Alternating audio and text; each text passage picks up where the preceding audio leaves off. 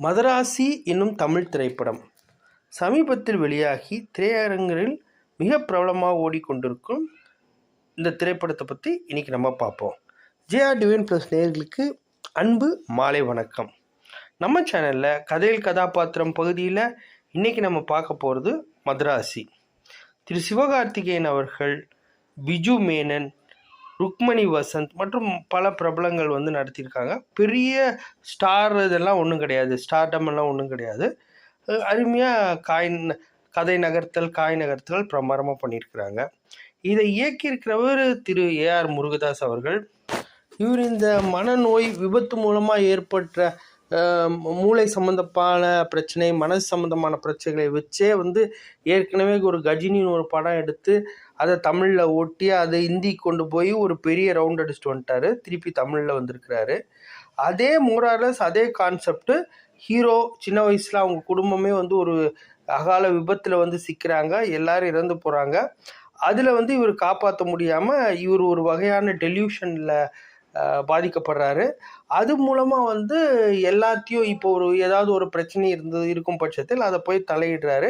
மற்ற சினிமாத்தனமானங்கள் விஷயங்கள் நடக்குது. அதில் ஒரு சிக்கல் வருது.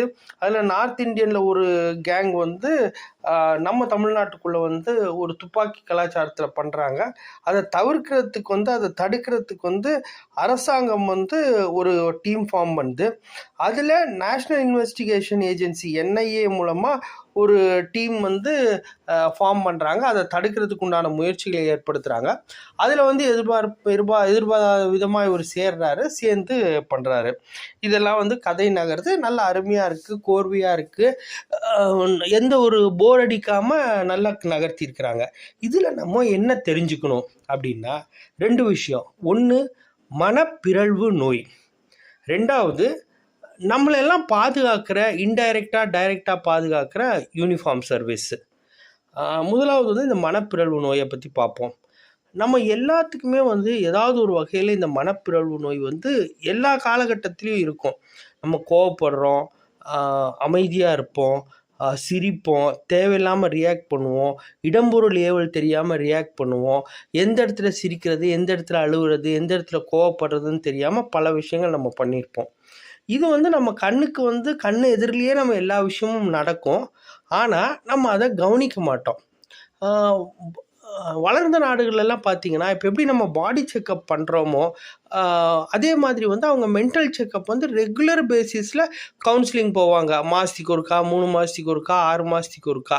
ஸோ அதுக்கேற்ற மாதிரி மருந்துகள் இல்லாமல் இந்த கவுன்சிலிங் மூலமாகவும், ஃபிட்னஸ் மூலமாக, மென்டல் ஃபிட்னஸ், ஃபிசிக்கல் ஃபிட்னஸ் மூலமாகவும் அவங்க தயார்படுத்திக்குவாங்க. நம்ம நாடுகளில் இன்னும் அந்த அளவுக்கு வரல. அதாவது வளர்ந்து வரும் நாடுகளில் இந்த அளவுக்கு வரல. இதில் முக்கியமான விஷயம் என்னென்னா, நம்மளை சுற்றி பல பேர் இந்த மாதிரியான பல கஷ்டங்கள், பல பிரச்சனைகளில் கவனிக்காமையே நம்ம விட்டுறோம். அவங்களுக்கு குறைந்தபட்சம் நம்ம என்ன வேணும் அப்படின்னா, நம்ம ஒன்றுமே பண்ண வேண்டாம். குறைந்தபட்ச ஆதரவு, அன்பும் ஆதரவும் நம்ம செலுத்தணுன்னாவே அவங்களே அதில் மீண்டுருவாங்க.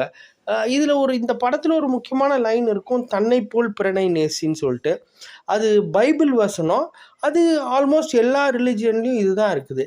இந்த மாதிரி நம்ம கூட இருக்கிறவங்களை நம்ம அரவணைச்சு நம்ம கொண்டு போனோம்னாவே பல குற்றங்கள் எதிர்பாராத வகையில் நடக்கிற குற்றங்களை ஈஸியாக நம்ம தடுக்கலாம்.